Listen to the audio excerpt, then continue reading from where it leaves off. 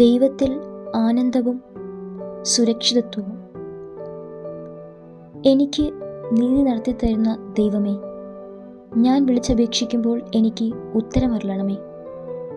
ഞെരുക്കത്തിൽ എനിക്കങ്ങ് അഭയമരുളി കാരുണ്യപൂർവ്വം എൻ്റെ പ്രാർത്ഥന കേൾക്കണമേ. മാനവരെ, എത്രനാൾ നിങ്ങൾ എൻ്റെ അഭിമാനത്തിന് ക്ഷതമേൽപ്പിക്കും?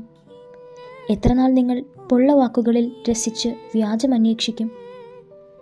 കർത്താവ് നീതിമാന്മാരെ തനിക്കായി തിരഞ്ഞെടുത്തിരിക്കുന്നുവെന്ന് അറിഞ്ഞുകൊള്ളുവിൻ. ഞാൻ വിളിച്ചപേക്ഷിക്കുമ്പോൾ അവിടുന്ന് കേൾക്കുന്നു.